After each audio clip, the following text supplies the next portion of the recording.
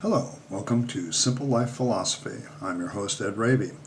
This is a channel that seeks to discover together, as we're on a journey together, to discover a philosophy of life that is both simple to understand and simple to apply to our lives. I post almost daily videos on the subjects, and we're going to talk about various topics like Stoicism, Essentialism, Minimalism, other isms, as well as other various forms of philosophy and issues related to application of the philosophy that we discover together. Today I want to talk about a subject that was brought to me with a commenter. I talked about the Nine Noble Virtues a day or two ago, and they said, well, what's the difference between virtue and virtue signaling? And at first, it seems like if you look up the definitions of the two, it seems like pretty obvious. Virtue is, characteristics that we like to see in a person, and virtue signaling, actually, if you look up the definition, it says it's a negative connotation that this person is, trying to get to show you how virtuous they are, so you'll think better of them, or this group or organization is trying to do it, and it's not considered a positive by any definition marker that I could see.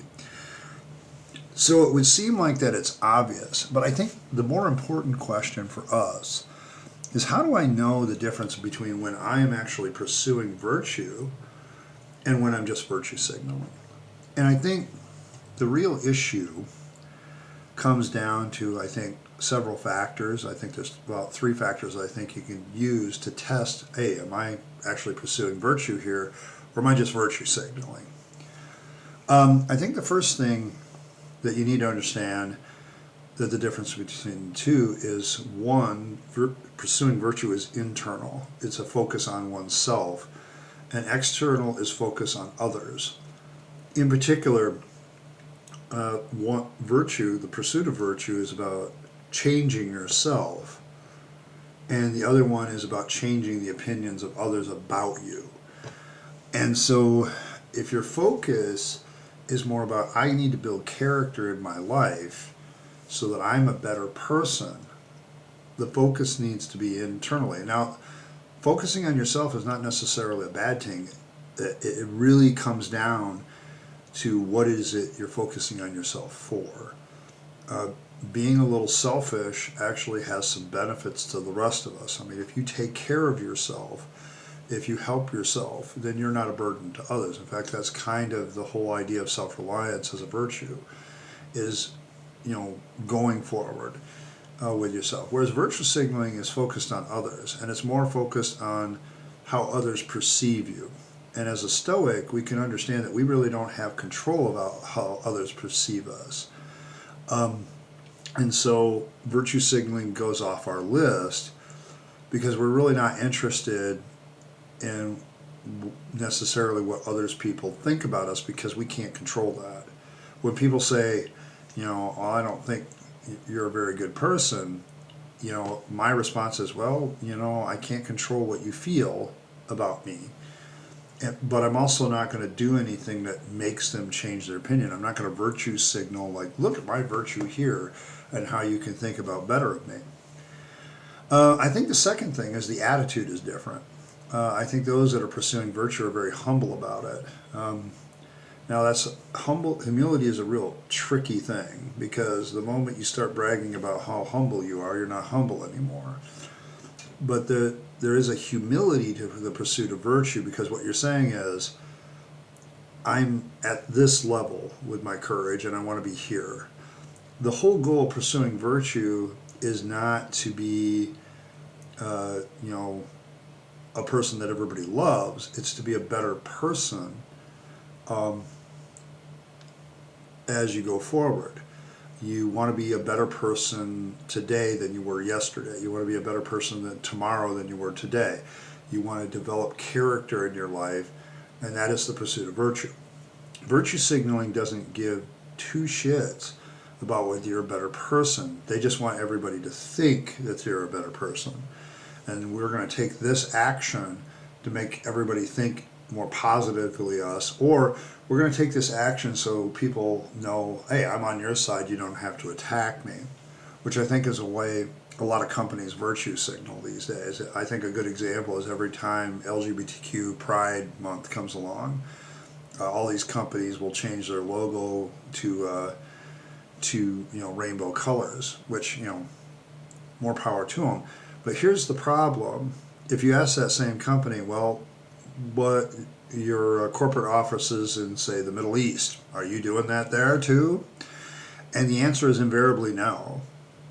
You'll find a lot of companies, they love to virtue signal in the Western world the support of LGBTQ, but they don't do it, say, in places where there's high concentration of Muslims, there's high concentration of religious people where there would be a backlash against the company. So really what they're doing is they're promoting their viewpoint on something where it's convenient for them to do so, so it makes them look better. If they were really virtuous, they wouldn't care about the feedback or the backlash, because they're humble enough to realize, hey, I'm just trying to be a better person day by day, and sometimes I fall short, sometimes I get there. Virtue signaling people are going to go, well, we need to make sure that whatever crowd that would attack us, hey, we got the same virtues as you, leave us alone. Or they're trying to draw a customer base in, where it is. It's like that. On an individual level, some people like to use virtual signaling so that they can get other people to be on board with whatever other thing they're doing. Well, I'm just, I support this, so therefore you're with me, and this is something I'd like to do. And that lacks a humility to it. It's more of a pride, look at me kind of thing. And now that you've looked at me, let me, show you what I'm really trying to do. It seems to be more activist. I think the last thing is what the end result is going to be. I think in pursuing virtue, what a person is trying to do is make a better society, but they realize that the only person they can really change and make better is themselves. And so they pursue the line of virtue, because as they become a better person, then that part of society that they influence becomes better. And often the way society becomes better is people look at you without you having to blow your horn about it and say, that's a good example, that's a good role model of courage. I want to be more like that person with courage. And the thing is, you're not trying, when you're pursuing virtue, to be everybody's, looking at you. But what you may result in, what I'm saying is this is not your focus. Focus is not trying to be the expert on being courageous or the expert on being industrious. What you're doing is you're focusing on your virtue, and then people look at you as a role model of how to pursue virtue and maybe improve their own lives. And that's how you change society one person at a time, without being forceful and without using government or law to change society for the better. Virtue signaling is attempting to whenever you're trying to show your virtue in an attempt to change society, I think that's virtue signaling. Because you're basically saying, if you just be like me, then you'll be perfect, so be like me. I think, once again, it goes back to, I think if you're really a courageous person, you'll never have to mention it. If you're really a person that values the truth, you will never have to mention it. People will know. Okay, whereas virtue signaling, you have to blow your own horn because people wouldn't think that about you. I think a good example, let's go back to corporations again.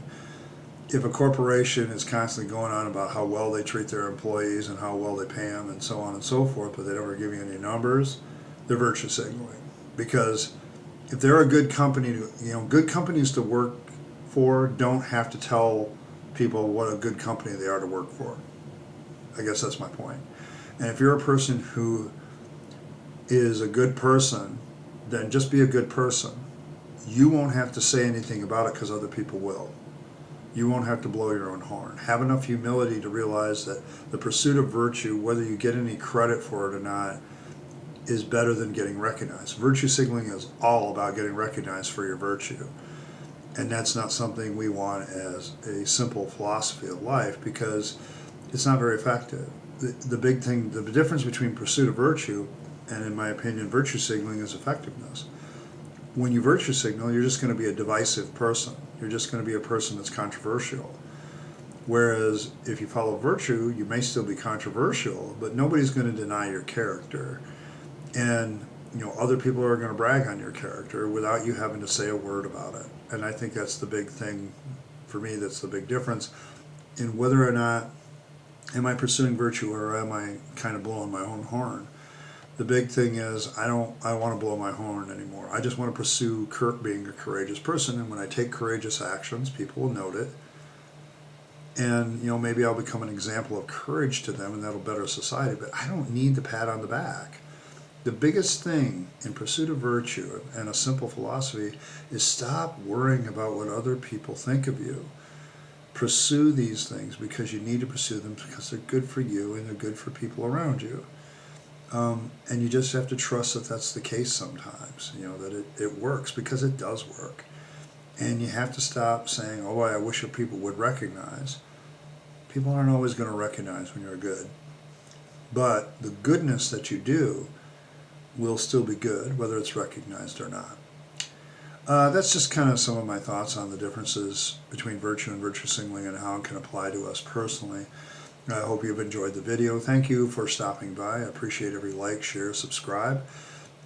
Make sure you hit that notification bell for more content as released. And I always enjoy people's comments in the comments section. I do have a few rules. Just don't be a jerk. Don't engage in personal attacks. That's a good way to get blocked from commenting. I've done it many times before. But just enjoy the channel and enjoy the discussions. And if you have any other things you'd like me to talk about, be sure to mention it in the comments. And whenever I feel it's appropriate to get to, because I may already have it on the schedule, I'll get to it. So thank you once again for stopping by, and I hope you have a great day.